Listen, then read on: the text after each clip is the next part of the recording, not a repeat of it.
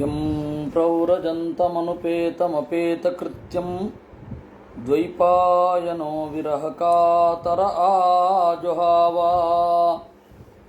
ಪುತ್ರಾ ಇತಿ ತನ್ಮಯತಯಾ ತರವೋಪಿ ನೇದುಃ ತಂ ಸರ್ವಭೂತಹೃದಯಂ ಮುನಿಮಾನತೋಸ್ಮಿ ಯಸ್ಯಾನುಭಾವಮಖಿಲಶ್ರುತಿಸಾರಮೇಕಮಧ್ಯಾತ್ಮದೀಪಮತಿತಿತೀರ್ಷತಾಂ ತಮೋಂದಂ ಸಂಸಾರಿಣಾಂ ಕರುಣಯಾಃ ಪುರಾಣಗುಹ್ಯಂ ತಂ ವ್ಯಾಸಸೂನುಮುಪಯಾಮಿ ಗುರುಂ ಮುನೀನಾಂ ನಾರಾಯಣಂ ನಮಸ್ಕೃತ್ಯ ನರಂ ಚೈವ ನರೋತ್ತಮಂ ದೇವೀಂ ಸರಸ್ವತೀಂ ವ್ಯಾಸಂ ತತೋ ಗ್ರಂಥಮುದೀರಯೇ ವಿಜಾನತಾಂ ಅವಿತ್ತಸ್ಯ ಮಧ್ವಸ್ಯ ಜಗತಿ ಗುರೋಃ ಪೂರ್ವಾಚಾರ್ಯಮಹಿಷ್ಠಾನಾಂ ಇಯಂ ಪ್ರಣತಿಮಾಲಿಕಾ ಮಾತರ್ಮೇ ಮಾತರಿಷ್ವನ್ನ ಪಿತರತು ಲಗುರೋ ಭ್ರಾತರಿಷ್ಟಾಪ್ತಬಂಧೋ ಸ್ವಾಮಿನ್ ಸರ್ವಾಂತರಾತ್ಮನ್ನಜರಜರಯಿತರ್ಜನ್ಮ ಮೃತ್ಯಾಮಯಾನಾಂ ಗೋವಿಂದೇ ದೇಹಿ ಭಕ್ತಿಂ ಭವತಿ ಚ ಭಗವನ್ನೂರ್ಜಿತಾಂ ನಿರ್ನಿಮಿತ್ತಾಂ ನಿರ್ವ್ಯಾಜಾಂ ನಿಶ್ಚಲಾಂ ಸದ್ಗುಣಗಣಬೃಹತೀಂ ಶಾಶ್ವತೀಂ ಆಶುದೇವಾ.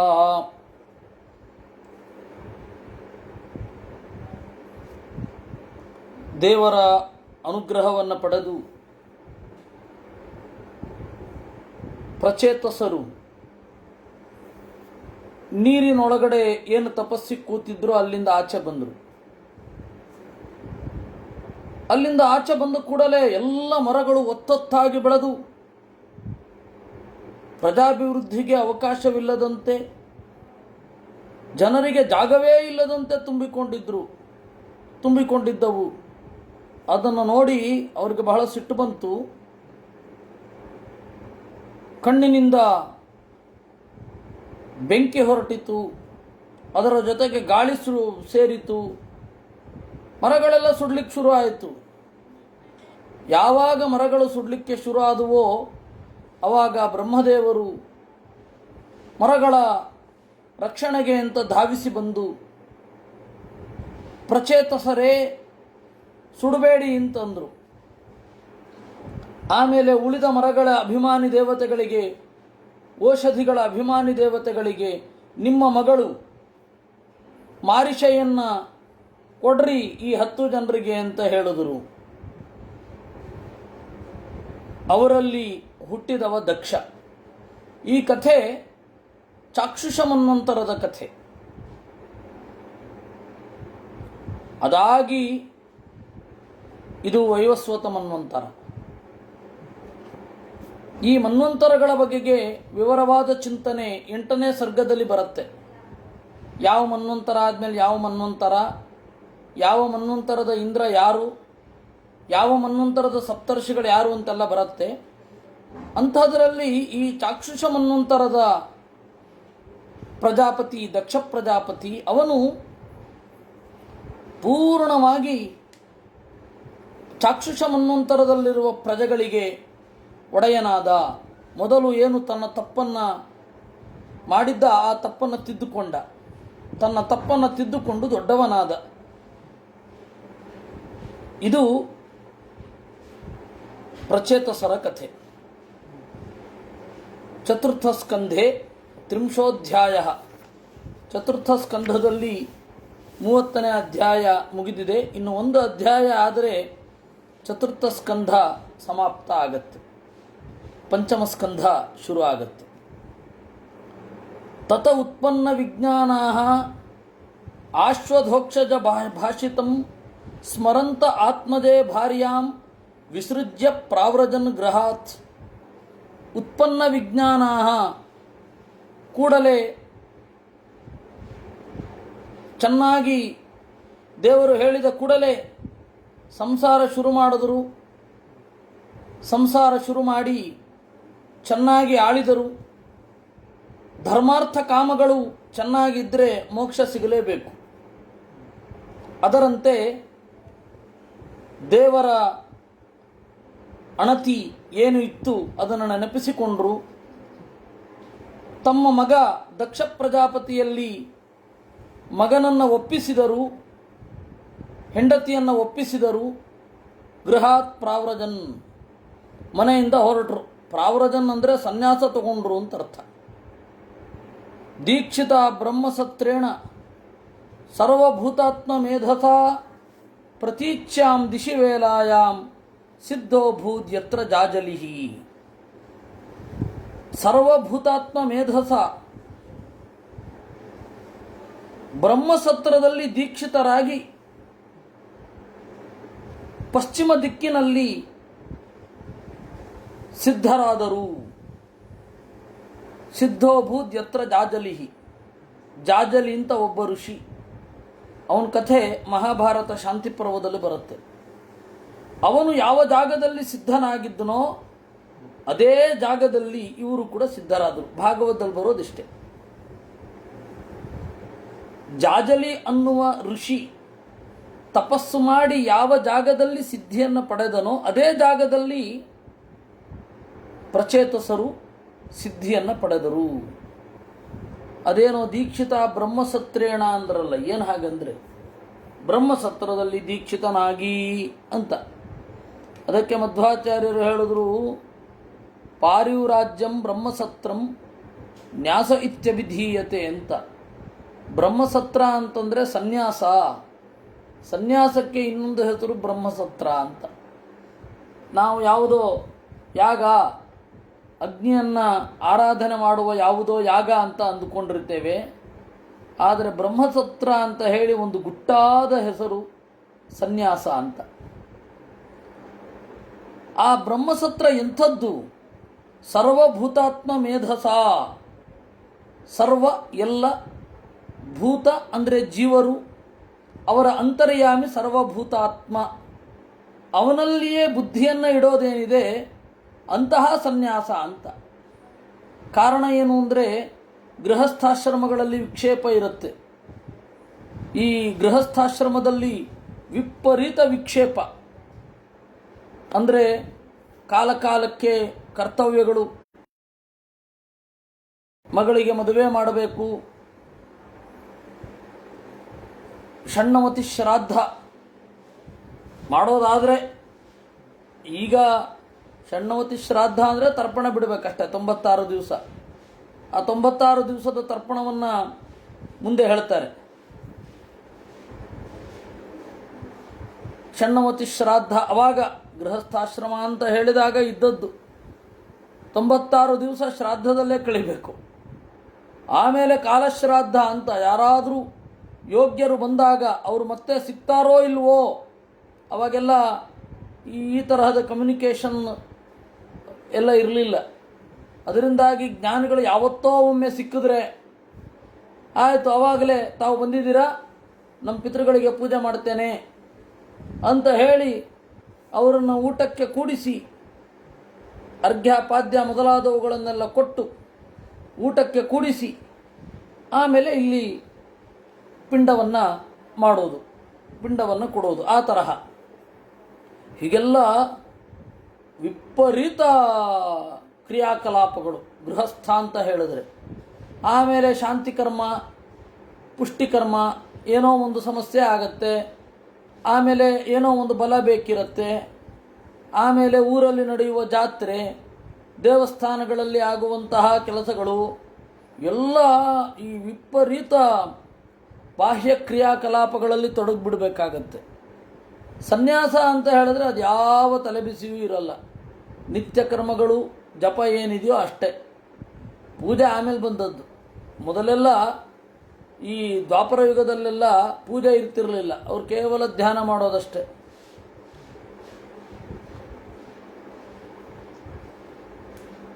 ಧ್ಯಾನ ಮಾಡೋದು ಅಷ್ಟೇ, ಇನ್ನೇನಿಲ್ಲ. ಧ್ಯಾನ ಮಾಡೋದು, ಭಿಕ್ಷೆ ಬೇಡಿ ಊಟ ಮಾಡೋದು, ಅಷ್ಟು ಬಿಟ್ಟರೆ ಇನ್ನೊಂದು ಕೆಲಸ ಮತ್ತೆ ಹೋಗ್ತಾ ಇರೋದು. ಸನ್ಯಾಸ ಅಂದ್ರೆ ಅಷ್ಟೇ. ಆಮೇಲೆ ಏನಾಯಿತು, ಬುದ್ಧನ ಕಾಲಕ್ಕೆ ವಿಹಾರದ ಆಧಿಪತ್ಯವನ್ನು ತೆಗೆದುಕೊಳ್ಳುವುದು ಅಂತ ಆಯಿತು. ಬುದ್ಧ ಹಾಗೆ ಮಾಡದೆ ಬುದ್ಧ ಹಾಗೆ ಮಾಡಿದಾಗ ಬ್ರಾಹ್ಮಣರು ಹಾಗೆ ಮಾಡದೇ ಇರಲಿಕ್ಕಾಗತ್ತಾ? ಶುರು ಆಯಿತು ಮಠ ಅಂತ. ಇದು ಯಾಕೆ ಆಮೇಲೆ ರಾಮಾನುಜೀಯರು, ಈಗ ಹೇಳಿದ ಯಾಕೆ ಶಂಕರರ ಕಾಲದಲ್ಲಿ ಮಠ ಶುರು ಆಗೋಗಿತ್ತು. ವಿಹಾರದ ಪರಿವರ್ತನೆ ಮಠ. ಆ ಮಠ ಅನ್ನೋದು 3 ಜನ ಮುಂದುವರಿಸ್ಕೊಂಡು ಹೋದರು. ಶಂಕರರು, ರಾಮಾನುಜೀಯರು, ಮಾಧ್ವರು 3 ಜನ ಮುಂದುವರಿಸ್ಕೊಂಡು ಹೋದರು. ಗೃಹಸ್ಥರಿಗಿಂತ ಹೆಚ್ಚಿನ ಜವಾಬ್ದಾರಿ ಬಂದ್ಬಿಡ್ತು ಅವರಿಗೆ. ಆ ಸಂಸ್ಥೆ ನಡೆಸಬೇಕು, ಇದ್ರ ಲೆಕ್ಕಾಚಾರ ನೋಡಬೇಕು, ಅಲ್ಲೆಲ್ಲೋ ಒಂದು ಸಣ್ಣ ಸಮಸ್ಯೆ ಆದರೂ ಇದು ಮಾಡಬೇಕು, ಉತ್ಸವಗಳಲ್ಲಿ ಭಾಗವಹಿಸಬೇಕು ಎಲ್ಲ. ಮೊದಲು ವಿಕ್ಷೇಪ ಇಲ್ಲದೆ ಕೇವಲ ಭಗವಂತನ ಚಿಂತನೆಗೆ ಅವಕಾಶ ಇದ್ದ ಆಶ್ರಮ ಅಂತಂದರೆ ಸನ್ಯಾಸಾಶ್ರಮ. ಅದಕ್ಕೆ ಸರ್ವಭೂತಾತ್ಮ ಮೇಧಸ ಅಂದರು. ಎಲ್ಲ ಜೀವನ ಅಂತರ್ಯಾಮಿ ಏನು ಪರಮಾತ್ಮ ಇದ್ದಾನೆ ಅವನಲ್ಲಿ ಮೇಧ ಬುದ್ಧಿ, ಅದು ಮಾತ್ರ ಸನ್ಯಾಸದ ಹೈಲೈಟ್. ಸರ್ವಭೂತಾತ್ಮ ಮೇಧಸ ಬ್ರಹ್ಮಸತ್ರೇಣ ದೀಕ್ಷಿತಾ. ಅದಕ್ಕೆ ಸನ್ಯಾಸಕ್ಕೆ ಇನ್ನೊಂದು ಪದ ಇದೆ ಅಂತ ಹೇಳ್ತಾರೆ ಷಾಡ್ಗುಣ್ಯ ಅನ್ನುವ ಗ್ರಂಥದಲ್ಲಿ. ಹರಿಮೇಧಸ್ತು ಸನ್ಯಾಸ ಹರೌ ಮೇಧಾತ್ರ ಯದ್ಭವೇತಂತ. ಹರಿಮೇಧ ಅಂತಂದರೆ ಸನ್ಯಾಸ. ಯಾಕೆಂದರೆ ಪರಮಾತ್ಮನಲ್ಲಿ ಬುದ್ಧಿ ಬಿಟ್ಟು ಬೇರೆ ಎಲ್ಲಿಯೂ ಹಾಕೋ ಹಾಗೇ ಇಲ್ಲ. ಅದರಿಂದ ದೀಕ್ಷಿತ ಬ್ರಹ್ಮಸತ್ರೇಣ ಸರ್ವಭೂತಾತ್ಮ ಮೇಧಸ. ಬ್ರಹ್ಮಸತ್ರ ಅಂತ ಹೇಳಿದ ಕೂಡಲೇ ಯಾವುದೋ ವಾನಪ್ರಸ್ಥರಿಗೆ ಸಂಬಂಧಪಟ್ಟ ಯಜ್ಞ ಅಂತ ಅನ್ಕೊಂಡ್ಬಿಡಬೇಕು. ಆದರೆ ಅಲ್ಲಿ ಮುಂದೆ ಪ್ರಾವ್ರಜನ್ ಗೃಹಾತ್ ಅಂತ ಉಂಟು. ಸನ್ಯಾಸ ಪ್ರಾವ್ರಜನ್ ಗೃಹಾತ್, ಮನೆಯಿಂದ ಪ್ರವ್ರಜನ ಅಂತಂದರೆ ಸನ್ಯಾಸ ತಗೊಂಡ್ರು ಅಂತ. ಇಲ್ಲಿ ಯಾಗ ಮಾಡಿದ್ರು, ಸನ್ಯಾಸಿಗಳಿಗೆ ಯಾಗ ಇಲ್ಲ. ಎಷ್ಟೋ ಜನ ಮುಂಜಿಯ ಸಂದರ್ಭದಲ್ಲಿ ಸನ್ಯಾಸಿಗಳಿಂದ ಭಿಕ್ಷೆ ಹಾಕಿಸ್ತಾರೆ. ಅದು ಎಷ್ಟು ಅಸಂಗತ ಗೊತ್ತಾ? ಸನ್ಯಾಸಿಯೇ ಭಿಕ್ಷುಕ, ಅವನ ಕೈನಲ್ಲೇ ಇನ್ನೊಬ್ರಿಗೆ ಭಿಕ್ಷೆ ಹಾಕ್ಸೋದು ತೀರಾ ದಡ್ಡತನ. ಅದು ಅಪ್ಪ ಗೊತ್ತಿಲ್ಲ, ನಾವು ಬೈತಾ ಇರೋದಲ್ಲ, ಗೊತ್ತಿರಲ್ಲ. ಸನ್ಯಾಸಿಯೂ ಒಬ್ಬ ಭಿಕ್ಷುಕನೇ. ಸನ್ಯಾಸಿಯದ್ದಲ್ಲ ಅನ್ನ, ಅದು ಅವನು ಬೇರೆಯವರ ಅನ್ನ. ಹಾಗೆ ಸಿಕ್ಕಿದ ಅನ್ನದಲ್ಲಿ ಒಂದಿಷ್ಟನ್ನು ತೆಗೆದು ಇಡಬೇಕು. ಅವನು ಎಲೆಯ ಮೇಲೆ ತೆಗೆದು ಇಡ್ತಾನೆ. ವಸ್ತುತಃ ಎಲ್ಲರೂ ಎಲೆಯ ಮೇಲೆ ಚಿತ್ರಾಹುತಿ ಇಡಬೇಕು. ಅದನ್ನು ಮೇಲ್ಗಡೆಯ ಪ್ರಾಣಿ ಪಕ್ಷಿಗಳಿಗೆ ಹಾಕಬೇಕು. ಅದು ಒಳ್ಳೆಯದಿಲ್ಲ ಅಂದರೆ ಸುಮ್ಮನೆ ಅದನ್ನು ಬಳಿದು ತೊಗೊಂಡು ಹೋಗಿ ಡಸ್ಟ್ಬಿನ್ನಲ್ಲಿ ಹಾಕೋದು. ಈಗ ಇಲ್ಲವೇ ಎಸ್ತು ಬಿಡೋದು. ಅದರ ಬದಲು ನೀಟಾಗಿ ಒಂದು ಎಲೆಯ ಮೇಲಿಟ್ಟು ಆ ಒಂದಿಷ್ಟು ಅನ್ನವನ್ನು ತೆಗೆದಿಟ್ಟು ಅದನ್ನು ಪ್ರಾಣಿಗಳಿಗಿಟ್ಟರೆ, ಪಕ್ಷಿಗಳಿಗೆ ಒಂದು ಸ್ವಲ್ಪ ದೊನ್ನೆಯಲ್ಲಿಯೋ ಅಥವಾ ಎಲೆಯಲ್ಲಿಯೋ ಅನ್ನ ಇಟ್ಟು ಪಕ್ಕದಲ್ಲಿ ನೀರಿಟ್ಟರೆ ಚೆನ್ನಾಗಿರುತ್ತೆ. ನೀವು ಸುಮ್ಮನೆ ಇಲ್ಲಿ ತಾಟಿನ ಪಕ್ಕದಲ್ಲಿಯೋ ಎಲೆಯ ಪಕ್ಕದಲ್ಲಿಯೋ ಇಡುವ ಅನ್ನವನ್ನೇ ತೆಗೆದು ಚಿತ್ರಾಯ ನಮಃ, ಚಿತ್ರಗುಪ್ತಾಯ ನಮಃ ಅಥವಾ ಸ್ವಾಹ ಏನು ಬೇಕಾದ್ರೆ ಹೇಳಿ ಮೇಲ್ಗಡೆ ಇಟ್ಟು ಬಂದರೆ ತಿಂತವೆ ಪಕ್ಷಿಗಳು. ಇರಲಿ, ಸನ್ಯಾಸಿಗಳಿಗೆ ಯಜ್ಞದಲ್ಲಿ ಭಾಗವಹಿಸಲಿಕ್ಕಿಲ್ಲ. ಹೋದ ಅಧ್ಯಾಯದಲ್ಲಿ ಸನ್ಯಾಸ ತಗೊಂಡ್ರು ಅಂತ ಹೇಳಿ ದೀಕ್ಷಿತ ಬ್ರಹ್ಮಸತ್ರೇಣ ಅಂತಾರಲ್ಲ. ಅಂದರೆ ಆಚಾರ್ಯರು ಬಂದು ಇಲ್ಲ ಬ್ರಹ್ಮಸತ್ರ ಅಂದರೆ ಸನ್ಯಾಸ. ಅದರಿಂದಾಗಿ ಹೋದ ಅಧ್ಯಾಯ ಪ್ರಾವ್ರಜನ್ ಅಂತ ಏನಿದೆ ಅದಕ್ಕೂ ದೀಕ್ಷಿತ ಬ್ರಹ್ಮಸತ್ರೇಣ ಅನ್ನೋದಕ್ಕೂ ವಿರೋಧ ಇಲ್ಲ ಅಂದರು ಆಚಾರ್ಯ. ಇಲ್ಲಾಂದರೆ ನಮಗದು ಗೊತ್ತೇ ಆಗ್ತಾ ಇರಲಿಲ್ಲ. ತಾನ್ ನಿರ್ಜಿತ ಪ್ರಾಣ ಮನೋವಚೋದೃಚೋ ದಾಸನಾನ್ ಶಾಂತ ತಮಾನ ವಿಗ್ರಹಾನ್ ಪರೇಮಲಿ ಬ್ರಹ್ಮಣಿ ಯೋಜಿತಾತ್ಮನಃ ತುರಾತುರೇಢ್ಯೋ ದದೃಶಸ್ಮ ನಾರದ. ತಾನ್ ನಿರ್ಜಿತ ಪ್ರಾಣ ಮನೋವಚೋದೃಶಃ, ಮನಸ್ಸನ್ನು, ಮಾತನ್ನು, ಕಣ್ಣನ್ನು ಗೆದ್ದಿರುವ, ಆಸನವನ್ನು ಗೆದ್ದಿರುವ, ಶಾಂತ ತಮಾನ ವಿಗ್ರಹಾನ್, ಸುಮಾರು 10 ಜನ, ಯಾವ ಸ್ಪಂದನೆಯೂ ಇಲ್ಲದೆ ಪ್ರತಿಮೆಗಳ ತರಹ ಇದ್ದಾರೆ, ಹೊಗೆಯಿಲ್ಲದೆ ಉರಿಯುವ ಬೆಂಕಿಯ ಹಾಗೆ. ಅವರನ್ನು ನೋಡಿದ್ರು ನಾರದರಿಗೊಂದು ವಿಶೇಷಣ ಸುರಾಸುರೇಢ್ಯ ಅಂತ. ದೇವತೆಗಳಿಗೂ ದೈತ್ಯರಿಗೂ ಸ್ತುತ್ಯರಾದವರು. ತಮಾಗತಂತ ಉತ್ಥಾಯ ಪ್ರಣಿಪತ್ಯ ಅಭಿನಂದ್ಯ ಚ ಪೂಜಯಿತ್ವಾ ಯಥಾದೇಶಂ ಸುಖಾಸೀನ ಮಥಾಬ್ರುವನ್ ಬಂದ ಕೂಡಲೇ ಎದ್ದು ನಿಂತು ನಮಸ್ಕಾರ ಮಾಡಿ ಪೂಜಯಿತ್ವಾ ಅವರನ್ನು ಪೂಜಿಸಿ ಕುಳಿತ ಮೇಲೆ ನಾರದರನ್ನು ಕುರಿತು ಅವರೆಲ್ಲರೂ ಪ್ರಚೇತಸರು ಹೇಳಿದರಂತೆ ಸ್ವಾಗತಂತೆ ಸುರರ್ಷೇದ್ಯ ದಿಷ್ಟ್ಯಾನೋ ದರ್ಶನಂ ಗತಃ ತವಚಂಕ್ರಮಣಂ ಬ್ರಹ್ಮನ್ ಅಭಯಾಯ ಯಥಾರವೇಹೆ. ದೇವತೆಗಳ ಋಷಿಯೇ, ದೇವತೆಗಳಿಗೂ ಜ್ಞಾನಪ್ರದನೇ, ನೀನು ಬಂದದ್ದು ಒಳ್ಳೆಯದಾಯಿತು. ಸ್ವಾಗತವನ್ನು ಹೇಳ್ತಾ ಇದ್ದೇನೆ ಎನ್ನಬಾರದು. ನಿಮಗೆ ಸ್ವಾಗತ ಅಂದರೆ ನೀವು ಬಂದದ್ದು ಒಳ್ಳೆಯದಾಯಿತು ಅಂತ ಅಷ್ಟೇ ಸಾಕು. ಸ್ವಾಗತ ಒಳ್ಳೆಯ ಆಗಮನ. ಅದನ್ನು ಕನ್ನಡದಲ್ಲಿ ಸ್ಫುಟವಾಗಿ ಹೇಳಬೇಕು ಅಂದರೆ ನೀವು ಬಂದದ್ದು ಚಂದ ಆಯಿತು ಅಷ್ಟೇ ಹೇಳಿದ್ರೆ ಸಾಕು. ಸ್ವಾಗತ ಭಾಷಣ ಮಾಡಿದ್ರು. ಸ್ವಾಗತ ಅಂದ್ರೇ ಭಾಷಣ. ಅದು ಸ್ವಾಗತ ಅನ್ನುವ ಭಾಷಣ. ಸ್ವಾಗತ ಭಾಷಣ ಮಾಡಿದ್ರು ಅಂತ ಎರಡೆರಡು ಬೇಕಿಲ್ಲ. ಆದರೂ ಬಂದ್ಬಿಟ್ಟಿದೆ ಭಾಷೆಯಲ್ಲಿ. ಇರಲಿ. ಸ್ವಾಗತಂತೆ ಸುರರ್ಷೇದ್ಯ, ದೇವತೆಗಳಿಗೂ ಅರಿವು ನೀಡುವ ಹಿರಿಯ ಮುನಿ ನಾರದರೇ, ನೀವು ಬಂದದ್ದು ಒಳ್ಳೆಯದಾಯಿತು. ದಿಷ್ಟ್ಯಾನೋ ದರ್ಶನಂ ಗತಃ, ದೇವರ ದಯೆಯಿಂದ ನಿಮ್ಮನ್ನು ಕಾಣುವುದಾಯಿತು. ತವ ಚಂಕ್ರಮಣಂ ಬ್ರಹ್ಮನ್ ಅಭಯಾಯ ಯಥಾರವೇಹೆ, ನಿಮ್ಮ ತಿರುಗಾಟ ಅನ್ನೋದು ಜನರ ಭಯವನ್ನು ನೀಗಿಸಲಿಕ್ಕಾಗಿ. ಸೂರ್ಯನ ತಿರುಗಾಟ ಹೇಗೆ ಹಾಗೆ. ಅಂದರೆ ಸೂರ್ಯ ಬಂದರೆ ಕತ್ತಲು ಹೋಗಿ ಬೆಳಕು ಇರುತ್ತೆ, ಭಯ ಇರಲ್ಲ.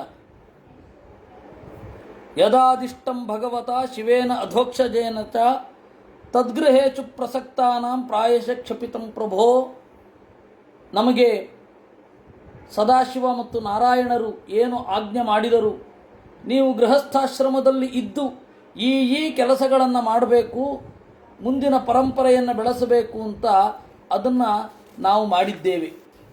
ತನ್ನ ಪ್ರದ್ಯೋತಯಾಧ್ಯಾತ್ಮ ಜ್ಞಾನಂ ತತ್ವಾರ್ಥ ದರ್ಶನಂ ಏನಾಂಜಸ ತರಿಷ್ಯಾಮೋ ದುಸ್ತರಂ ಭವಸಾಗರಂ. ನೀವು ಹೇಗೂ ಬಂದಿದ್ದೀರಾ, ದೇವರ ಬಗೆಗೆ ಏನಾದರೂ ಮಾತನಾಡಿ. ದೇವರ ಬಗೆಗಿನ ಅರಿವು ನಮ್ಮನ್ನು ಸಂಸಾರದಿಂದ ಪಾರು ಮಾಡುತ್ತೆ. ಇತಿ ಪ್ರಚೇತಸಾ ಪೃಷ್ಟೋ ಭಗವಾನ್ ನಾರದೋ ಮುನಿ ಭಗವತ್ಯುತ್ತಮ ಶ್ಲೋಕ ಆವಿಷ್ಟಾತ್ಮ ಬ್ರವೀದಿದಂ. ಈ ರೀತಿಯಾಗಿ ಪ್ರಚೇತಸರೆಲ್ಲ ಕೇಳಿದಾಗ ನಾರದೋ ಮುನಿ, ನಾರದರು ಪರಮಾತ್ಮನಲ್ಲಿ ಮನಸ್ಸನ್ನು ಇಟ್ಟು ಹೀಗೆ ನುಡಿದರು. ನಾರದರು ಅಂತ. ನರ ಅಂತಂದರೆ ಜೀವ. ಯಾಕೆ ಅಂದರೆ ಜೀವನಿಗೆ ನಾಶ ಇಲ್ಲ. ನ ರೀಯತೆ, ರಿಂಗ್ ಕ್ಷಯ ಅಂತ ಧಾತು. ನರ ಅಂತಂದರೆ ನಿತ್ಯ ಅಂದರೆ ಜೀವ. ಜೀವನಿಗೆ ಸಂಬಂಧಪಟ್ಟದ್ದು ನಾರ. ಆ ಜೈವಿಕ ಜ್ಞಾನವನ್ನು ಕೊಡುವವರು ನಾರದರು ಅಂತ. ಅವನು ಎದುರುಗಡೆ ನಿಂತವ್ರು ಯಾವನ್ ಬೇಕಾದರೂ ಆಗಿರಲಿ, ಅಸುರ ಆಗಿರಲಿ, ಸುರ ಆಗಿರಲಿ, ತಾಮಸ ಆಗಿರಲಿ, ಸಾತ್ವಿಕ ಆಗಿರಲಿ, ನಾರದರು ಅವನಿಗೆ ಬೇಕಾದದ್ದನ್ನು ಕೊಡ್ತಾರೆ. ತಜ್ಜನ್ಮ ತಾನಿ ಕರ್ಮಾಣಿ ತದಾಯುಸ್ತನ್ಮನೋವಚಃ ನೃಣಾಮ್ಯೇನ ಹಿ ವಿಶ್ವಾತ್ಮ ಸೇವ್ಯತೆ ಹರಿರೀಶ್ವರ. ನಾರದರು ಹೇಳಿದರಂತೆ, ಅವನ ಹುಟ್ಟು ಸಾರ್ಥಕ ದೇವರನ್ನು ತಿಳಿದುಕೊಂಡಾಗ, ಅವನ ಕರ್ಮ ಸಾರ್ಥಕ ದೇವರಿಗೆ ಕರ್ಮಗಳನ್ನು ಸಮರ್ಪಣೆ ಮಾಡಿದಾಗ, ಅವನ ಬದುಕು ಸಾರ್ಥಕ ದೇವರನ್ನು ತಿಳಿಯುವಲ್ಲಿ ಸಾಗಿದಾಗ, ಅವನ ಮನಸ್ಸು ಸಾರ್ಥಕ ದೇವರನ್ನು ಚಿಂತನೆ ಮಾಡಿದಾಗ, ಅವನ ಮಾತು ಸಾರ್ಥಕ ದೇವರನ್ನು ಹೇಳಿದಾಗ. ಕಿಂ ಜನ್ಮಭಿಸ್ತ್ರಿಭಿರ್ವೇಹ ಶುಕ್ಲ ಸಾವಿತ್ರ ಯಾಜ್ಞೆಯೈ ಕರ್ಮಭಿರ್ವಾ ತ್ರಯೀ ಪ್ರೋಕ್ತೈ ಪುಂಸಾಪಿ ವಿಬುಧಾಯುಷ. ಕಿಂ ಜನ್ಮಭಿ ತ್ರಿಭಿ, ಮೂರು ತರಹದ ಜನ್ಮ ಕಟ್ಕೊಂಡು ಏನು ಮಾಡೋದು? ಎಂತಹ ಜನ್ಮ? ಶುಕ್ಲ, ಅತ್ಯಂತ ಪವಿತ್ರವಾದ ವಂಶದಲ್ಲಿ ಬರೋದು. ತಂದೆ ತಾಯಿಗಳು ಯಾವ ಅನಾಚಾರಗಳನ್ನು ಮಾಡದೆ ಶಾಸ್ತ್ರಕ್ಕೆ ಯೋಗ್ಯರಾದ ಮಕ್ಕಳನ್ನು ಪಡೆಯುವುದು. ಏಕೆಂದರೆ ತಂದೆ ತಾಯಿಗಳು ಅನಾಚಾರ ಮಾಡಿದ್ರು ಅಂದರೆ ಶಾಸ್ತ್ರದ ಓದಲಿಕ್ಕೆ ಮನಸ್ಸೇ ಬರಲ್ಲ ಅವ್ರಿಗೆ. ಅದರಿಂದಾಗಿ ತಂದೆ ತಾಯಿಗಳ ಹುಟ್ಟು ಒಂದು, ಅದು ಶುಕ್ಲ. ತಂದೆ ತಾಯಿಗಳಿಂದ ದೇಹವನ್ನು ಪಡೆದು ಭೂಮಿಗೆ ಬರೋದು ಮೊದಲನೇ ಜನ್ಮ. ಆಮೇಲೆ ಸಾವಿತ್ರ ಎರಡನೆಯ ಜನ್ಮ. ಎರಡನೆಯ ಜನ್ಮ ಯಾವುದು? ಮುಂಜಿ ಅಂತ ಇವತ್ತೇನು ಹೇಳ್ತೇವೆ, ಉಪನಯನ, ಅಧ್ಯಯನಕ್ಕೆ ತೊಡಗೋದು. 7ನೇ ವಯಸ್ಸಿಗೆ ಗಾಯತ್ರಿಯನ್ನೇ ವೇದ ಮಾತೆಯಾಗಿ ಹೊಂದುತ್ತಾನೆ. ಅವನು ಇನ್ನು ಮೇಲೆ ಗಾಯತ್ರಿಯ ಮಗ ಅಂತ. ತಾಯಿ ತಂದೆಯನ್ನು ಪರಿಚಯಿಸಿಕೊಡ್ತಾಳೆ. ವೇದಮಾತೆ ಗಾಯತ್ರಿ ಜಗದೊಡೆಯನಾದ ಜಗದ ತಂದೆಯನ್ನು ಪರಿಚಯ ಮಾಡಿಕೊಡ್ತಾಳೆ. ಮೊದಲು 7 ವರ್ಷದ ತನಕ ಈ ತಾಯಿಯ ಜೊತೆಗಿದ್ದರೆ 7ನೇ ವರ್ಷದಿಂದ ಹಿಡಿದುಕೊಂಡು ಸಾಯುವವರೆಗೂ ಇನ್ನೊಬ್ಬ ತಾಯಿಯ ಗರ್ಭದ ಒಳಗಡೆ ಸೇರ್ತಾನೆ. ಅದೇ ಉಪನಯನ. ಅದು 2ನೆಯ ಜನ್ಮ. ಇನ್ನೊಂದು ಮದುವೆ ಆಗ್ತಾನೆ, ಅದು 3ನೇ ಜನ್ಮ ಅಂತ. ಯಾಕೆಂದರೆ ಯಜ್ಞಕ್ಕೆ ಅಧಿಕಾರ ಬರುತ್ತೆ. ಹಾಗಾದರೆ ದ್ವಿಜ ಅಂತ ಹೇಳ್ತಾರೆ. 2 ಬಾರಿ ಹುಟ್ಟೋದು ಮುಖ್ಯ. ಏಕೆಂದರೆ ಕೆಲವರು ಮದುವೆ ಮಾಡ್ಕೊಳ್ಳಲ್ಲಪ್ಪ, ಮದುವೆ ಬೇಡ ಅಂತ ಬಿಟ್ಬಿಡ್ತಾರೆ, ಅವರು ದ್ವಿಜ. ಅದಾದ ಮೇಲೆ ತ್ರಿಜ ಚತುರ್ಜ ಅಂತೆಲ್ಲ ಹೇಳಲಿಕ್ಕೆ ಬರಲ್ಲ. ದ್ವಿಜ ಅಂದರೆ ಕನಿಷ್ಠ ಪಕ್ಷ 2 ಬಾರಿ ಹುಟ್ಟಿದವ ಅಂತ. ಈ ವೇದಾಧ್ಯಯನಕ್ಕೆ ಅಧಿಕಾರ ಪಡೆದ ಮೇಲೆ ಯಜ್ಞಕ್ಕೆ ಅಧಿಕಾರ ಪಡೆಯೋದು ಅದರಲ್ಲೇ ಒಂದು ಸಣ್ಣ ಸ್ಟೆಪ್ ಇದ್ದ ಹಾಗೆ. ಅದರಿಂದಾಗಿ ದ್ವಿಜ ಅಂದರೆ 2ಕ್ಕಿಂತ ಹೆಚ್ಚು ಹುಟ್ಟಿದವ, 2 ಬಾರಿ ಹುಟ್ಟಿದವ ಹಾಗೆ. ಅದರಿಂದ ಮದುವೆ ಅನ್ನೋದು 3ನೆಯ ಜನ್ಮ. ಮದುವೆ ಯಾಕೆ? ಯಜ್ಞ ಮಾಡಲಿಕ್ಕೆ. ಮದುವೆ ಅನ್ನೋದು ಸೆಟ್ಲ್ಮೆಂಟ್ ಪರ್ಪಸ್ಗೆ ಅಂತ ಹಿಂದಿನವರಲ್ಲಿ ಇಲ್ವೇ ಇಲ್ಲ. ಮದುವೆ ಅನ್ನೋದು ಯಜ್ಞ ಮಾಡಲಿಕ್ಕಾಗಿ. ಯಾಜ್ಞಿಯೈಹಿ ಅದು ವೇದಾಧ್ಯಯನ, ಅತಿಥಿ ಪೂಜೆ, ಭೂತಗಳ ಪೂಜೆ ಇತ್ಯಾದಿಗಳನ್ನು ಮಾಡಲಿಕ್ಕೇನೇ ಇರೋದು. ಮದುವೆ ಅನ್ನೋದು ಲಕ್ಸುರಿ ಅಲ್ಲವೇ ಅಲ್ಲ. ಈ 3 ತರಹದ ಜನ್ಮಗಳಿಂದೇನು ಅಂದರೆ 3 ಅವಸ್ಥೆಗಳಲ್ಲಿ ಎಲ್ಲ ಕೆಲಸಗಳನ್ನು ಚತು ತಪ್ಪದೇ ಒಬ್ಬ ಮಾಡ್ತಾನೆ ಅಂತ ಇಟ್ಕೊಳ್ಳಿ. ಏನು ಪ್ರಯೋಜನ?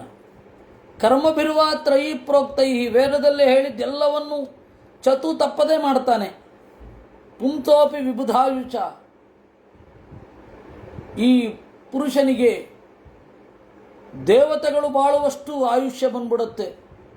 ಅವನು ಅದರಿಂದ ಇದನ್ನೆಲ್ಲ ಮಾಡ್ತಾನೆ. ಶ್ರುತೇನ ತಪಸ ಕಿಂ ವಚೋಭಿ ಚಿತ್ತವೃತ್ತಿಭಿ ಬುದ್ಧ್ಯಾವಾನ್ ಕಿಂ ನಿಪುಣಯ ಬಲೇನ ಇಂದ್ರಿಯ ರಾಧಸ. ಒಳ್ಳೆ ಶಾಸ್ತ್ರಶ್ರವಣ ಇದೆ, ತಪಸ್ಸು ಇದೆ, ಶ್ರೇಷ್ಠವಾದ ಮಾತು ಇದೆ, ಒಳ್ಳೆ ಬುದ್ಧಿ ಇದೆ, ತೋಳಲ್ಲಿ ಕಸುವಿದೆ, ಇಂದ್ರಿಯಗಳ ವೇಗ ಇದೆ. ಕಿಂ ವಾ ಯೋಗೇನ ಸಾಂಖ್ಯೇನ ನ್ಯಾಸ ಸ್ವಾಧ್ಯಾಯಯೋರಪಿ ಕಿಂ ಶ್ರೇಯೋಭಿ ಅನ್ಯೈಶ್ಚ ನಯತ್ರ ಆತ್ಮಪ್ರದೋ ಮುನಿ. ದ್ವಿಜ ಅನ್ನೋದು ಎಲ್ಲ ವರ್ಗಕ್ಕೂ ಅನ್ವಯಿಸುತ್ತೆ. 3 ವರ್ಗಕ್ಕೆ ಅಧಿಕೃತ. ಬ್ರಾಹ್ಮಣ, ಕ್ಷತ್ರಿಯ, ವೈಶ್ಯ ಇವರಿಗೆ ಅಧಿಕೃತ. ಇನ್ನು 4ನೆಯ ದೇವರ 4ನೆಯ ಮಕ್ಕಳಿಗೆ ಅದರ ಜ್ಞಾನವನ್ನು ಪಡೆದರೆ ಆಯಿತು, ಮತ್ತೇನು ಬೇಕಿಲ್ಲ. ಅದರ ಜ್ಞಾನ, ವೇದ ಏನು ಹೇಳುತ್ತೆ ಅನ್ನುವ ಐಡಿಯಾ ಇರಬೇಕು. ಯಾಕೆಂದರೆ 3 ಜನ ತಪ್ಪಿದಾಗ ತಿದ್ದುವವರು ಅವ್ರು ಬೇಕು ಅಂತ ಆಚಾರ್ಯರು ಹೇಳ್ತಾರೆ. ಇವಾಗ ಬ್ರಾಹ್ಮಣ ಒಬ್ಬ ದಾರಿ ತಪ್ಪಿದಾಗ ಕ್ಷತ್ರಿಯ ತಿದ್ದಬೇಕು, ಇದಲ್ಲ ನೀನು ಮಾಡ್ತಾ ಇರೋದು ಅಂತ. ಅವನು ದಾರಿ ತಪ್ಪಿದಾಗ, ಅವರಿಬ್ಬರು ದಾರಿ ತಪ್ಪಿದಾಗ ವೈಶ್ಯ ತಿದ್ದಬೇಕು. 3 ಜನ ದಾರಿ ತಪ್ಪಿದಾಗ 4ನೆಯವರು ತಿದ್ದಬೇಕು ಅಂತ ಉಂಟು. ಅದರಿಂದಾಗಿ ಅವ್ರಿಗೆ ಜ್ಞಾನದಲ್ಲಿ ಈ ವೇದ ಏನು ಹೇಳುತ್ತೆ ಅನ್ನುವ ಐಡಿಯಾ ಇರಬೇಕು. ಆದರೆ ಕ್ರಮಬದ್ಧವಾದ ಅಧ್ಯಯನ ಇಲ್ಲ. ಜ್ಞಾನ ಇದೆ, ಗ್ರಂಥ ಪುರಸ್ಸರ ಚಿಂತನ ಇಲ್ಲ, ಅಷ್ಟೇ ಹೇಳ್ತಾ ಇರೋದು. ಈಗ ಪರಿಸ್ಥಿತಿ ಎಷ್ಟು ವಿಷಮಿಸಿದೆ ಅಂದರೆ ಗ್ರಂಥ ಪರಿಸರ ಅಧ್ಯಯನವನ್ನು ಅವ್ರಿಗೂ ಮಾಡುವಂತಹ ಪರಿಸ್ಥಿತಿ ಬಂದಿದೆ. ಏಕೆಂದರೆ ಇವರು ಮಾಡ್ತಾ ಇಲ್ಲ. ಹೀಗಾಗಿ ದ್ವಿಜ ಅನ್ನೋದು 3 ಜನರಿಗೆ ನೇರವಾಗಿ ಅನ್ವಯಿಸುತ್ತೆ, ದೇವರ 4ನೆಯ ಮಕ್ಕಳಿಗೆ ಪರೋಕ್ಷವಾಗಿ ಅನ್ವಯಿಸುತ್ತೆ. ಅವ್ರಿಗೂ ಐಡಿಯಾ ಇರಬೇಕು ಇದರದ್ದು. ಇದು ಸ್ವಯಂ ಮಧ್ವಾಚಾರ್ಯರು ಶಾಂತಿಪ್ರವದ ನಿರ್ಣಯದಲ್ಲಿ ಹೇಳಿದ್ದು. ಇಷ್ಟೆಲ್ಲ ಇದ್ದು ಏನು ಪ್ರಯೋಜನ? ದೇವರ ಅರಿವೇ ಇಲ್ಲದಿದ್ದರೆ. ಶ್ರೇಯಸಾಮಪಿ ಸರ್ವೇಷಾಂ ಆತ್ಮಾ ಹಿ ಅವಧಿರರ್ಚಿತಃ ಸರ್ವೇಷಾಮಪಿ ಭೂತಾನಾಂ ಹರಿಹಿ ಆತ್ಮ ಆತ್ಮದ ಪ್ರಿಯ. ಎಲ್ಲ ಶ್ರೇಯಸ್ಸುಗಳು ಅಂತನ್ನೋದು ಪರಮಾತ್ಮನನ್ನು ಪಡೆಯೋದರಲ್ಲಿ ಕೊನೆಗೊಳ್ಳುತ್ತದೆ. ಸುಖ ಅದೊಂದು ಕೊನೆ ಅಂದರೆ ಪರಮಾತ್ಮನನ್ನು ಪಡೆಯೋದು.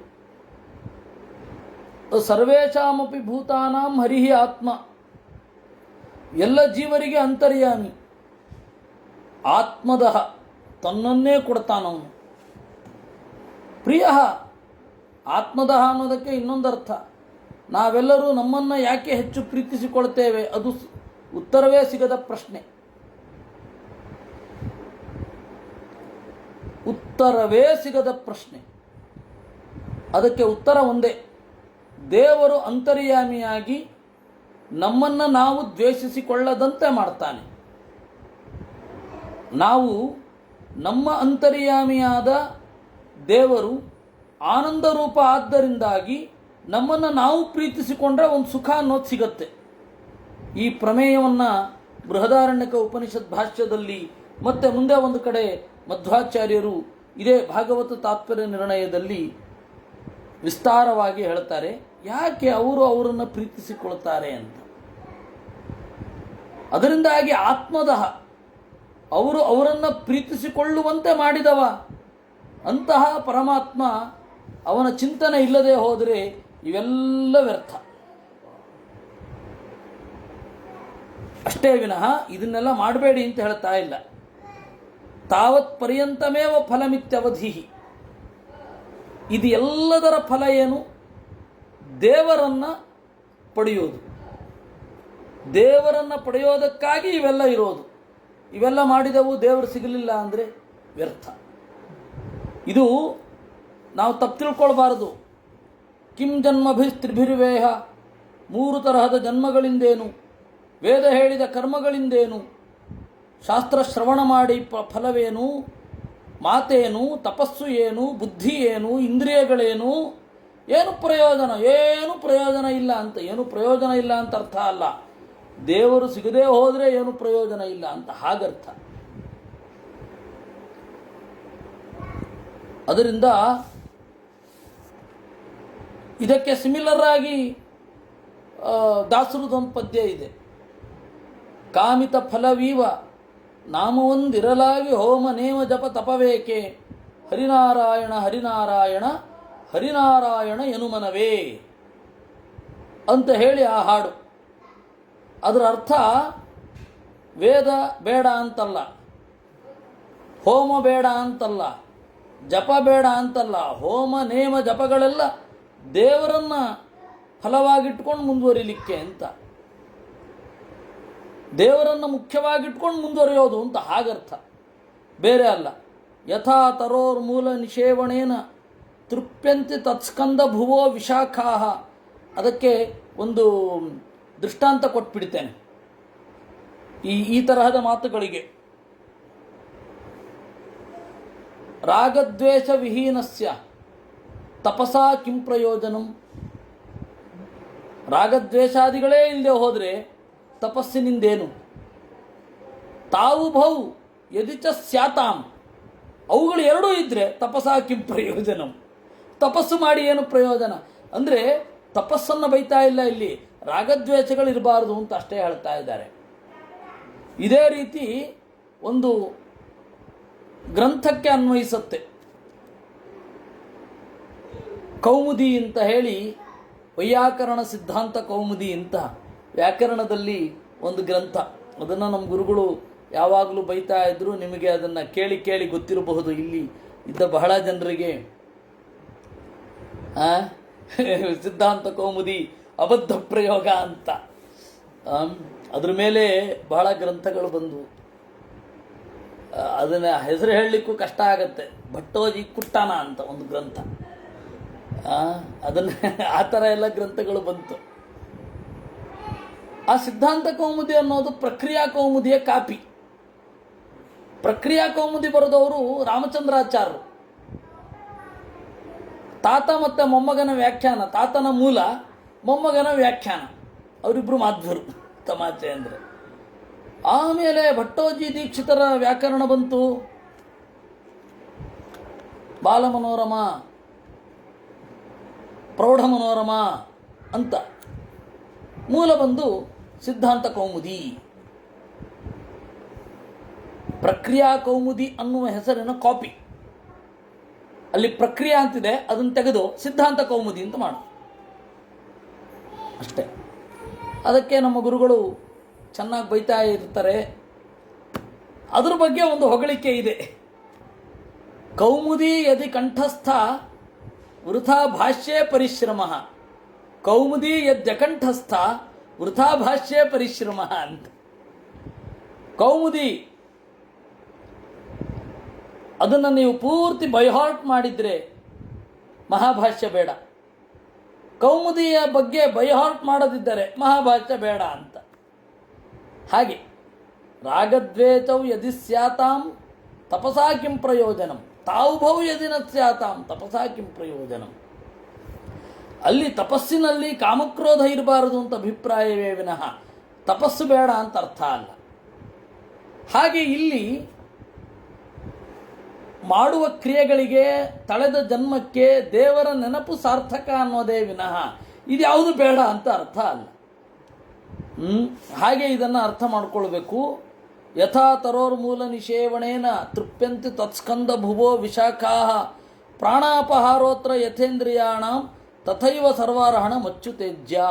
ಹೇಗೆ ಮರಗಳಿಗೆ ಬೇರನ್ನು ಗಟ್ಟಿ ಮಾಡಿದರೆ ಮರಗಳ ಮೇಲ್ಗಡೆ ಇರುವ ಕೊಂಬೆ ರೆಂಬೆಗಳೆಲ್ಲ ತೃಪ್ತವಾಗುತ್ತವೋ ಬಲಿಷ್ಠವಾಗುತ್ತವೋ, ಹೇಗೆ ಪ್ರಾಣ ಅನ್ನೋದಿಲ್ಲದಿದ್ದಾಗ ಇಂದ್ರಿಯಗಳು ನಿಷ್ಕ್ರಿಯವಾಗಿರ್ತವೆ, ಪ್ರಾಣ ಇದ್ದಾಗ ಇಂದ್ರಿಯಗಳು ಸಕ್ರಿಯವಾಗಿರ್ತವೋ, ಆ ರೀತಿ ಅಚ್ಯುತೇಜ್ಯ ಪರಮಾತ್ಮನ ಪೂಜೆ ಮಾಡಿದರೆ, ಇವಾಗ ಪ್ರಾಣ ಇದ್ದರೆ ಇಂದ್ರಿಯಗಳು ಎಷ್ಟೇ ಕೈ ಇದೆ, ಕಾಲು ಚೆನ್ನಾಗಿದೆ, ರೆಟಿನಾ ಬಹಳ ಚೆನ್ನಾಗಿದೆ, ಕಿವಿಯ ಯಂತ್ರ ಬಹಳ ಚೆನ್ನಾಗಿದೆ, ಎಲ್ಲ ಚೆನ್ನಾಗಿದೆ, ಪ್ರಾಣ ಒಂದಿಲ್ಲ ಅಂದರೆ ಅಲ್ವಾ ಅರ್ಥ. ಹಾಗೆ ದೇವರ ಪೂಜೆ ಅನ್ನೋದು ಪ್ರಾಣ. ಸದಾಚಾರದ, ಧ್ಯಾನದ, ಶಾಸ್ತ್ರಶ್ರವಣದ, ಪರೋಪಕಾರದ ಪ್ರಾಣ ದೇವರ ನೆನಪು. ದೇವರ ನೆನಪಿಲ್ಲದೆ ಇವುಗಳೆಲ್ಲ ವ್ಯರ್ಥ. ದೇವರ ನೆನಪಿದ್ದರೆ ಇವೆಲ್ಲ ಸಾರ್ಥಕ. ಕೇವಲ ಪ್ರಾಣ ಇದ್ದು ಇಂದ್ರಿಯ ಇಲ್ಲದೆ ಹೋದರೆ ಯಾವುದರಿಂದ ನಾವು ಏನನ್ನಾದರೂ ಮಾಡೋದು? ಕೇವಲ ಇಂದ್ರಿಯ ಇದ್ದು ಪ್ರಾಣನೇ ಇಲ್ಲದೆ ಹೋದರೆ ಇಂದ್ರಿಯಗಳಿದ್ದೇನು ಪ್ರಯೋಜನ? ಹಾಗೆ ದೇವರ ಪೂಜೆ ಅನ್ನೋದು ವೇದವ್ಯಾಸರೇ ಕೊಟ್ಟ ಉದಾಹರಣೆ. ತತ್ ಯಥೈವ ಸೂರ್ಯಾತ್ ಪ್ರಭವಂತಿ ಗಾವಃ ಪುನಶ್ಚ ತಸ್ಮಿನ್ ಪ್ರವಿಶಂತಿ ಕಾಲೇ ಭೂತಾನಿ ಭೂಮೋ ಸ್ಥಿರಜಂಗಮಾನಿ ತಥಾ ಹರಾವೇವ ಗುಣಪ್ರವಾಹ. ಹೇಗೆ ಸೂರ್ಯನಿಂದ ಬೆಳಕುಗಳು ಹೊರಗಡೆ ಹೊರಡುತ್ತವೆ, ಮತ್ತು ಕೆಲವು ಕಾಲ ಆದಮೇಲೆ ಸೂರ್ಯ ಉಪಸಂಹಾರ ಮಾಡಿಕೊಳ್ತಾನೆ. ಸೂರ್ಯನಿಗೆ ಉದಯವೂ ಇಲ್ಲ, ಅಸ್ತಮಾನವೂ ಇಲ್ಲ. ಶಾಸ್ತ್ರ ಅದನ್ನು ಒಪ್ಪಲ್ಲ. ಸೂರ್ಯ ಈ ಭಾಗದಿಂದ ತನ್ನ ಕಿರಣಗಳನ್ನು ಉಪಸಂಹಾರ ಮಾಡಿಕೊಳ್ತಾನೆ ಅಷ್ಟೇ. ಈ ಭಾಗದಿಂದ ಸೂರ್ಯ ತನ್ನ ಕಿರಣವನ್ನು ಬೀರುತ್ತಾನೆ ಅಷ್ಟೆ. ಜಗತ್ತಿನ ಬೇರೆ ಬೇರೆ ಕಡೆಗೆ ಹಗಲು ರಾತ್ರಿಗಳು ಏಕಕಾಲದಲ್ಲಿ ಆಗ್ತಾ ಇರೋದು ಯಾಕೆ ಅಂತಂದರೆ ಸೂರ್ಯನ ಕಿರಣೋಪಸಂಹಾರ ಇರೋದರಿಂದ. ಇದನ್ನು ನೆಕ್ಸ್ಟ್ ಇದರಲ್ಲೇ ಹೇಳ್ತೇವೆ, ಪಂಚಮಸ್ಕಂಧದಲ್ಲಿಯೇ ಇದರ ಬಗ್ಗೆ ಬರುತ್ತೆ. ಹಾಗೆ ಇಡೀ ಪಂಚಭೂತಗಳು ದೇವರಲ್ಲಿ ನೆಲೆಗೊಳ್ಳುತ್ತವೆ, ಕಾಲ ಬಂದಾಗ ದೇವರಿಂದ ಹೊರಬರುತ್ತವೆ. ಏತತ್ಪರಂ ತಜ್ಜಗದಾತ್ಮನ ಪದಂ ಸಕೃದ್ವಿಭಾತಂ ಸವಿತುರು ಯಥಾ ಪ್ರಭಾ ಯದಾಸವೋ ಜಾಗೃತಿ ಸುಪ್ತವೃತ್ತಯೋ ದ್ರವ್ಯಕ್ರಿಯಾಕಾರಕ ವಿಭ್ರಮಾತ್ಯಯ. ಇದು ಜಗದಾತ್ಮನಃ, ಜಗತ್ತಿನ ಅಂತರ್ಯಾಮಿಯಾದ ನಾರಾಯಣನ ಸ್ವರೂಪ, ನಾರಾಯಣನ ಸ್ಥಾನ. ಸಕೃದ್ವಿಭಾತಂ ಸವಿತು ಯಥಾ ಪ್ರಭಾ. ಒಂದು ಬಾರಿ ಬೆಳಕು ಚೆಲ್ಲಿದರೆ ಸೂರ್ಯ ಎಲ್ಲವೂ ನಿಚ್ಚಳವಾಗಿ ಕಾಣುತ್ತೆ. ಹಾಗೆಯೇ ದೇವರ ಅರಿವು ಬಂದರೆ ಎಲ್ಲ ಪ್ರಮೇಯಗಳು, ಜಗತ್ತಿನ ಸುತ್ತ ಇರುವವುಗಳು ಸ್ಫುಟವಾಗಿ ಕಾಣುತ್ತವೆ. ಈ ತರಹದ ದೇವರಲ್ಲಿ ಯದಾ ಯಾವಾಗ ಅಸವಹ ಇಂದ್ರಿಯಗಳು ಮತ್ತು ಜೀವರು ಜಾಗೃತಿ ಎಚ್ಚರಗೊಳ್ಳುತ್ತಾರೋ, ಮೊದಲು ಇಂದ್ರಿಯಗಳಿಗೆ ಎಚ್ಚರ ಇರಲ್ಲ. ಸುಪ್ತವೃತ್ತಯ, ಕಣ್ಣು ಕಾಣಬೇಕಾದ ಭಗವದ್ ರೂಪವನ್ನು ಕಂಡಿಲ್ಲ, ಇದು ಮಲ್ಕೊಂಡಿರ್ತಾವೆ ಅಂತ. ಇಂದ್ರಿಯಗಳು ಎಚ್ಚರ ಆಗೋದು ಯಾವಾಗ? ದೇವರಲ್ಲಿ ನಮ್ಮ ಮನಸ್ಸನ್ನು ಪ್ರಯತ್ನಪೂರ್ವಕವಾಗಿ ಇಟ್ಟು ಇಟ್ಟು ಇಟ್ಟು ಇಟ್ಟು ಎಬ್ಬಿಸ್ಬೇಕು. ಹಾಗಾದಾಗ ಏನು? ದ್ರವ್ಯ ಕ್ರಿಯಾಕಾರಕ ವಿಭ್ರಮ ಅತ್ಯಯ. ದ್ರವ್ಯಭ್ರಮೆ, ಕಾರಕಭ್ರಮೆ, ಕ್ರಿಯಾಭ್ರಮೆ ಇವುಗಳು ನಾಶ ಆಗತ್ತೆ. ಏನು ಹಾಗಂದ್ರೆ, ಆತ್ಮಭಾವ ಶರೀರೇತು ದ್ರವ್ಯಭ್ರಮ ಉದಾಹೃತಃ. ಶರೀರವನ್ನೇ ಜೀವ ಅಂತ ಅಂದುಕೊಂಡ್ರೆ ಅದನ್ನು ದ್ರವ್ಯಭ್ರಮೆ ಅಂತ ಕರೀತಾರೆ. ಕ್ರಿಯಾಭ್ರಮಸ್ತ್ವಹಂ ಕರ್ತ ಮದೀಯಾನಿಂದ್ರಿಯಾಣಿತು ಕಾರಕಭ್ರಮ ಇತ್ಯುಕ್ತ ತಯೇತೆ ವಿಭ್ರಮಾಯದ. ಕ್ರಿಯಾಭ್ರಮ ಯಾವುದು? ಅಹಂ ಕರ್ತ, ನಾನೊಬ್ಬನೇ ಕರ್ತೃ, ಬೇರೆ ಯಾರೂ ಅಲ್ಲ. ಸ್ವತಂತ್ರ ಅನ್ನುವ ಭ್ರಮೆ ಏನಿದೆ ಅದು ಕ್ರಿಯಾಭ್ರಮೆ.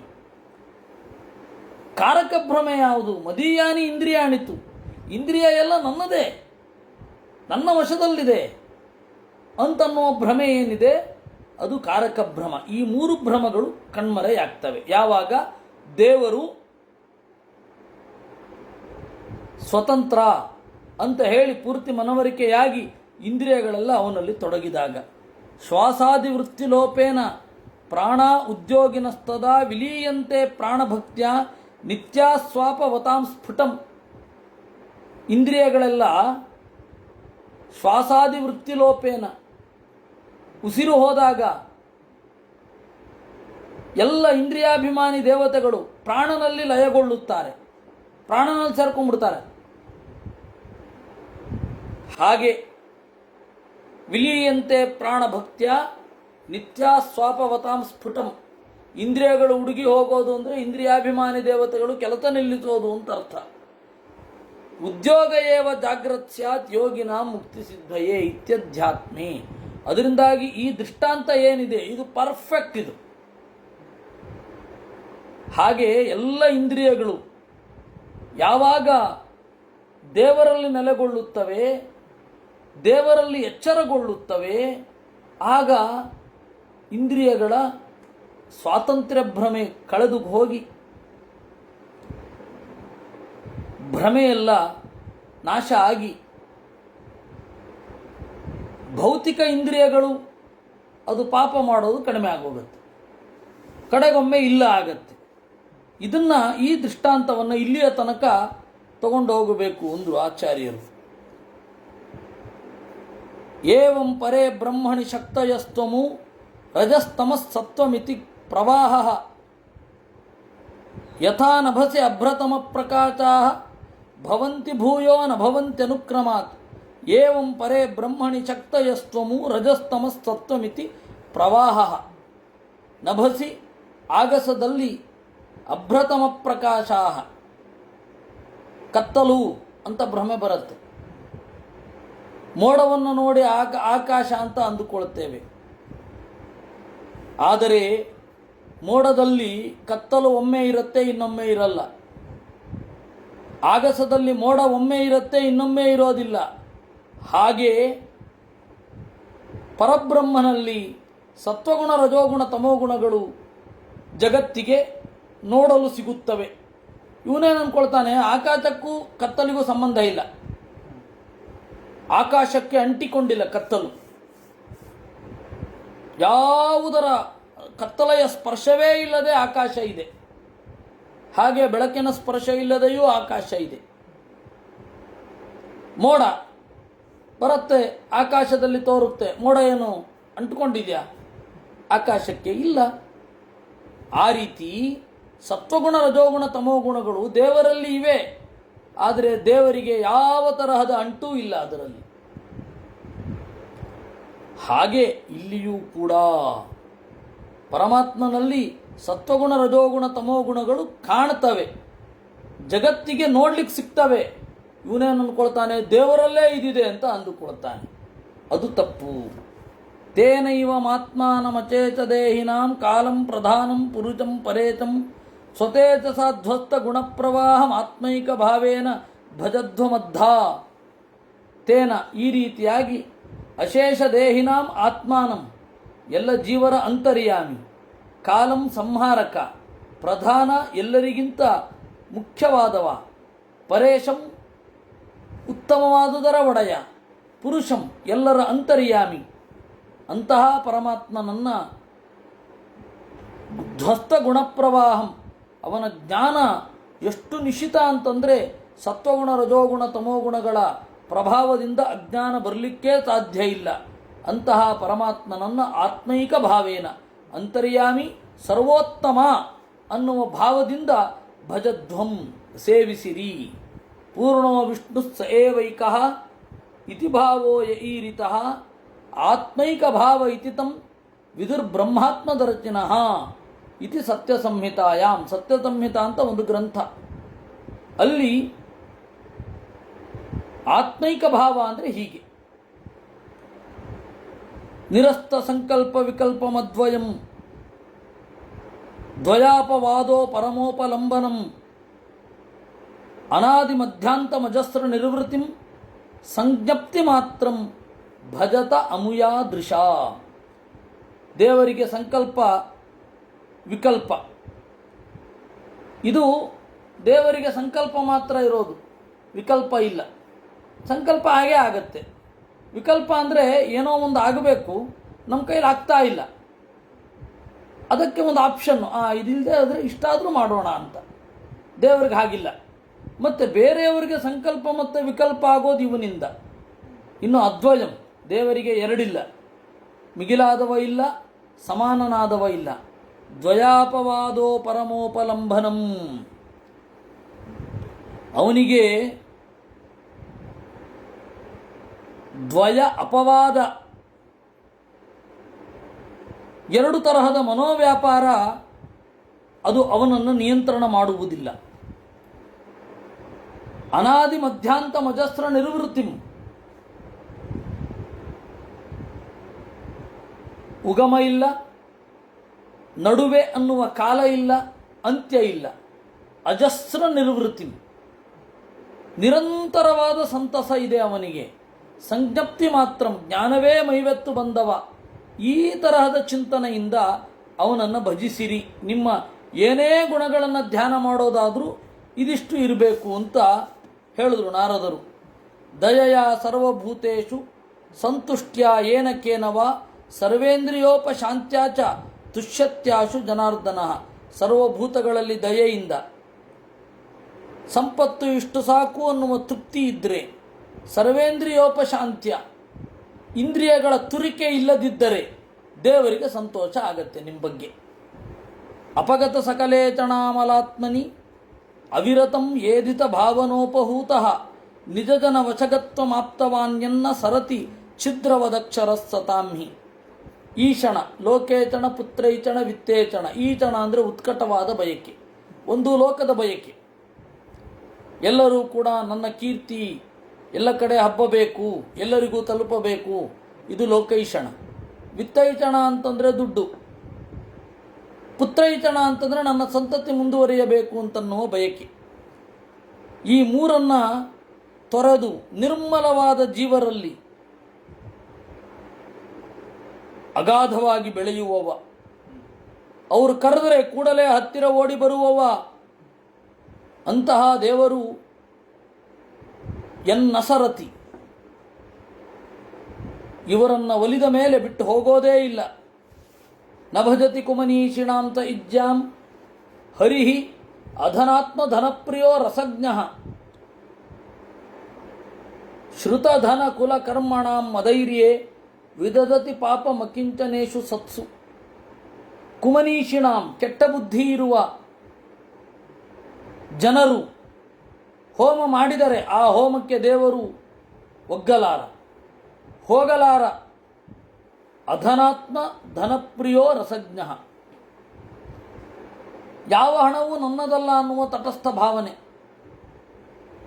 ಇನ್ನು ಆತ್ಮಧನ, ಈ ಜೀವನ ಬೆಳವಣಿಗೆಯೇ ನಮಗೆ ಬೇಕಾಗಿರುವ ಸಂಪತ್ತು ಅಂತ ಯಾರಿಗನ್ಸುತ್ತೆ ಅವರಿಗೆ ದೇವರು ಪ್ರಿಯ ಆಗ್ತಾನೆ. ಆತ್ಮ ಅಂದರೆ ಪರಮಾತ್ಮ, ಪರಮಾತ್ಮನೇ ಹಣ ಅಂತ ಯಾರಿಗನ್ಸತ್ತೆ ಅವರಿಗೆ ಪ್ರಿಯ. ರಸಜ್ಞ ಆನಂದದ ಸೆಲೆಯನ್ನು ಬಲ್ಲವ, ಶ್ರುತಧನ ಕರ್ಮಣ ಕುಲಕರ್ಮಣ, ನನಗೆ ಒಳ್ಳೆ ಶಾಸ್ತ್ರಶ್ರವಣ ಇದೆ ಎನ್ನುವ ಮದದಿಂದ, ಒಳ್ಳೆ ಹಣ ಇದೆ ಎನ್ನುವ ಮದದಿಂದ, ಒಳ್ಳೆ ಕುಲದಲ್ಲಿ ಬಂದಿದ್ದೇನೆ ಎನ್ನುವ ಮದದಿಂದ, ಒಳ್ಳೆ ಸ್ಕಿಲ್ ಇದೆ ನನಗೆ ಅಂತನ್ನುವ ಮದದಿಂದ ದಾರಿ ತಪ್ಪಿದವರ ಯಜ್ಞದಲ್ಲಿ ಅವನು ಭಾಗವಹಿಸುವುದಿಲ್ಲ. ಅಧನಾಶ್ಚ ತಯೇವ ಆತ್ಮಧನಾಶ್ಚ. ಬಡವರು ಅಂದರೆ ಹಣ ಇಲ್ಲದೆ ಇದ್ದವರು ಅಂತಲ್ಲ, ಹಣ ಇದ್ದು ಅದನ್ನು ತನ್ನದಲ್ಲ ಅಂತ ಅಂದುಕೊಂಡವರು. ಬಡವರೆಲ್ಲ ಒಳ್ಳೆಯವರಾಗಿರಬೇಕು ಅಂತ ನಿಯಮ ಇಲ್ವಲ್ಲ. ಬಡವರೆಲ್ಲ ಒಳ್ಳೆಯವರು ಆಗೇ ಇರ್ತಾರೆ ಅಂದರೆ ಕಮ್ಯುನಿಸ್ಟರು ಮಾತ್ರ ಹೇಳೋದು, ಮತ್ತಿನ್ಯಾರೂ ಜಗತ್ತಿನಲ್ಲಿ ಹೇಳೋಲ್ಲ. ಬಡವರೆಲ್ಲ ಒಳ್ಳೆಯವರಾಗಿರಬೇಕು ಅಂತಿಲ್ಲ. ಶ್ರೀಮಂತರೆಲ್ಲ ಕೆಟ್ಟವರೇ? ಹಾಗಾದರೆ ಅನುಕೂಲವಾಗಿರೋರೆಲ್ಲ ಕೆಟ್ಟವರೇ? ಆ ಥರದ ಒಂದು ಭಾವನೆ ಅವರು ಬಿತ್ತುವಲ್ಲಿ ಯಶಸ್ವಿಯಾದರು. ಅದಕ್ಕೆ ಆಚಾರ್ಯರು ಈ ಶ್ಲೋಕಕ್ಕೆ ಹೇಗೆ ಅರ್ಥ ಮಾಡಬೇಕು? ಅಧನಾಶ್ಚ ತಯೇವ ಆತ್ಮಧನಾಶ್ಚ ಅಂದರು.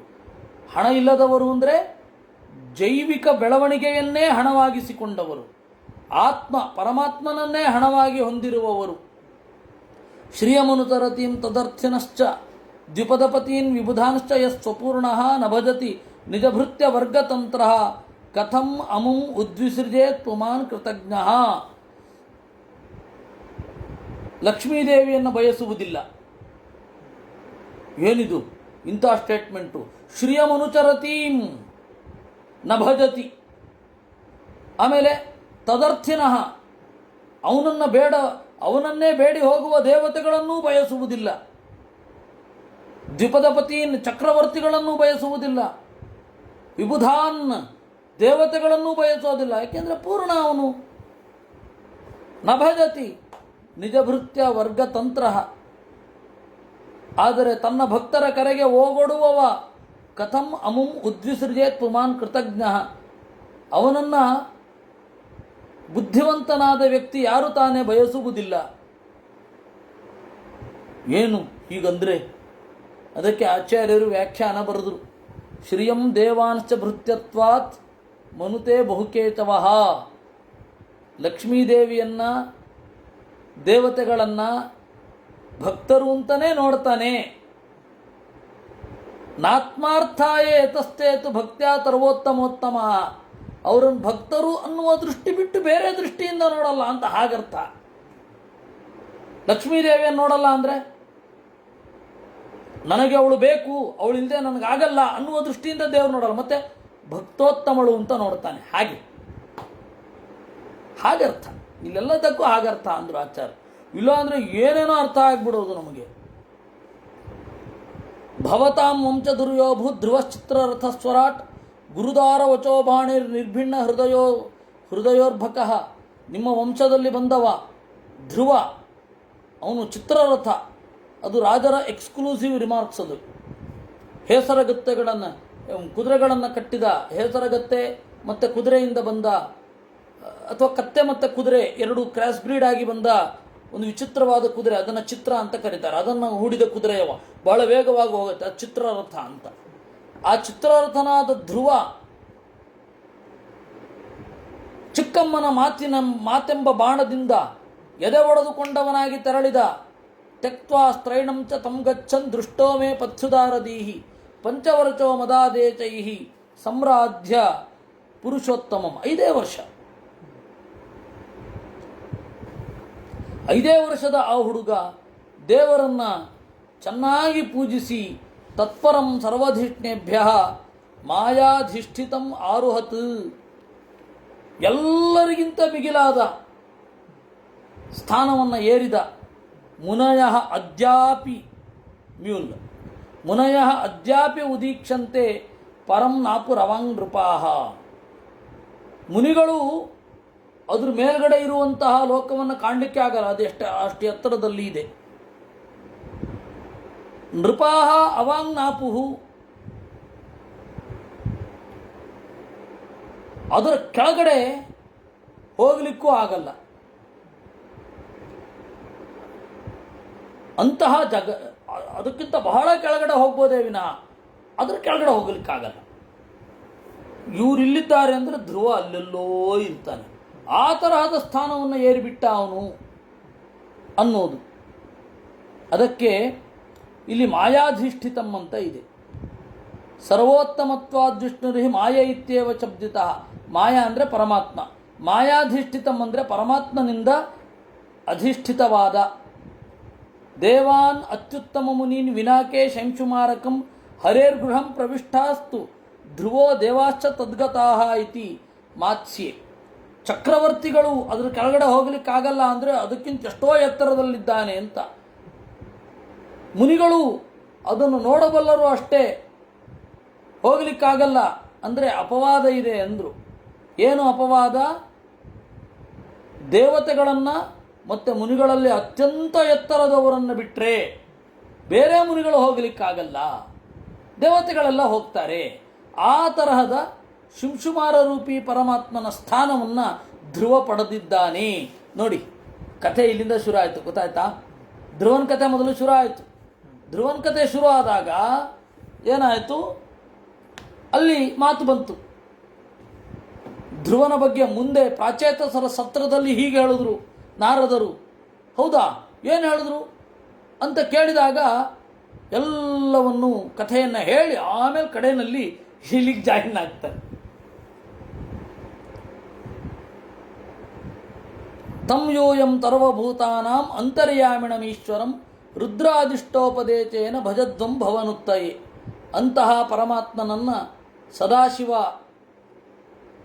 ಉಪದೇಶಿಸಿದ ಹಾಗೆ ಚೆನ್ನಾಗಿ ಭಜಿಸಿರಿ. ಇತಿ ಪ್ರಚೇತತಾಂ ರಾಜನ್ ಅನ್ಯಾನಶ್ಚ ಭಗವತ್ಕಥಾಃ ಶ್ರಾವಯಿತ್ವಾ ಬ್ರಹ್ಮಲೋಕಂ ಯಯೌ ಸ್ವಯಂಭುವೋ ಮುನಿ. ಈ ರೀತಿಯಾಗಿ ಪ್ರಚೇತಸರಿಗೆ ಇದಲ್ಲದೆ ಬೇರೆ ಕಥೆಗಳನ್ನೂ ಹೇಳಿ ನಾರದರು ಹೊರಟರು. ಅದೇನು ಅಂತ ಹೇಳಲಿಲ್ಲ, ನಮಗೆ ಎಷ್ಟು ಬೇಕೋ ಅಷ್ಟು ಅಂತ. ಈ ಕೇಳುವವರಿಗೆ ಎಷ್ಟು ಬೇಕೋ ಅಷ್ಟನ್ನು ಮಾತ್ರ ಕೊಡ್ತಾ ಇದ್ದಾರೆ ಅವರು. ತೇಪಿ ತನ್ಮುಖ ನಿರ್ಯಾತಂ ಯಶೋಲೋಕಮಲಾಪಹಂ ಹರೇರ್ನಿಶಮ್ಯ ತತ್ಪಾದಂ ಧ್ಯಾಯಂತಸ್ತದ್ಗತಿಂ ಯಯುಃ. ನಾರದರು ಹೇಳಿದಂತೆ ಎಲ್ಲ ಮನಸ್ಸಿನ ಮಲವನ್ನು ಅಪಹರಿಸುವ ದೇವರ ಮಹಿಮೆಯನ್ನು ಕೇಳಿ ಅದನ್ನೇ ಧ್ಯಾನ ಮಾಡ್ತಾ ದೇವರ ಕಡೆಗೆ ತೆರಳಿದರು. ಯಏಚ ಉತ್ಥಾನಪದೋ ಮಾನವಸ್ಯಾನುವರ್ಣಿತಃ ವಂಶಂ ಪ್ರಿಯವ್ರತಸ್ಯಾಮಿ ನಿಬೋಧ ನೃಪಸಮ್ಮತಂ. ಹೀಗೆ ಮನುವಿನ ಮಗ ಉತ್ಥಾನಪಾದ ಮತ್ತು ಪ್ರಿಯವ್ರತ, ಅದರಲ್ಲಿ ಉತ್ಥಾನಪಾದನ ವಂಶವನ್ನು ಹೇಳಿದ್ದೇನೆ, ಪ್ರಿಯವ್ರತನ ವಂಶವನ್ನು ಹೇಳುತ್ತೇನೆ ಕೇಳು.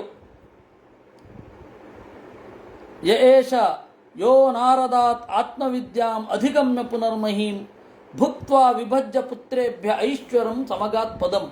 ಆ ಪ್ರಿಯವ್ರತ ನಾರದರಿಂದ ಆತ್ಮವಿದ್ಯೆಯನ್ನು ಹೊಂದಿ ತಪಸ್ಸಿಗೆ ಅಂತ ಹೋದವನು ಮತ್ತೆ ಭೂಮಿಗೆ ಬಂದು ರಾಜ್ಯಭಾರವನ್ನು ಮಾಡಿ ಮಕ್ಕಳಿಗೆ ರಾಜ್ಯವನ್ನು ಇತ್ತು ಮತ್ತೆ ಪರಮಾತ್ಮನ ಲೋಕವನ್ನು ಹೊಂದಿದ.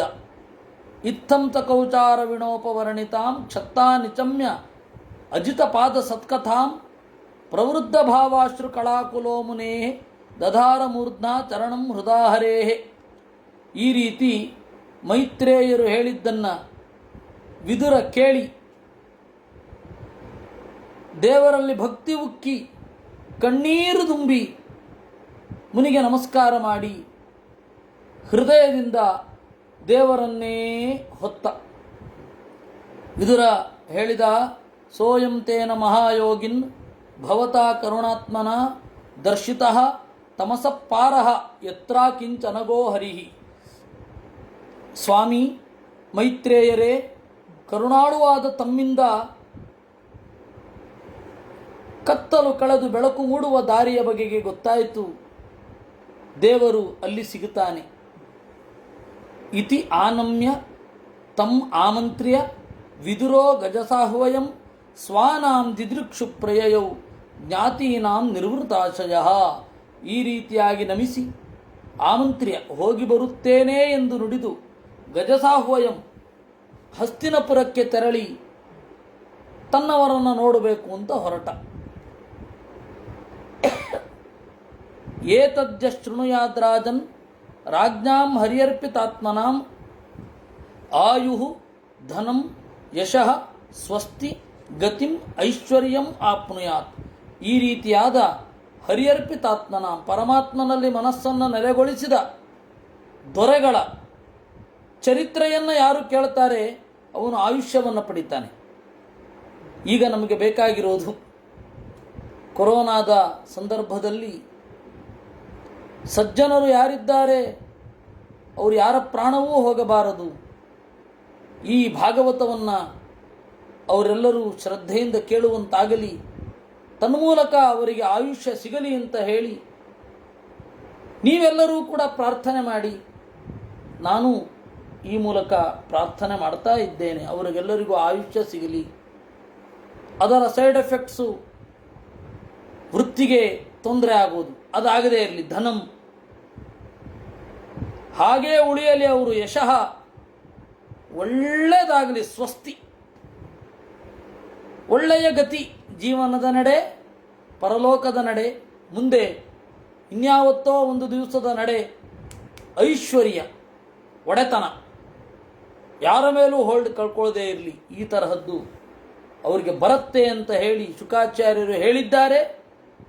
ಅವರಲ್ಲಿ ನಮಗೆ ಪೂರ್ಣ ಭರವಸೆ ಇದೆ, ಅದಾಗೇ ಆಗತ್ತೆ.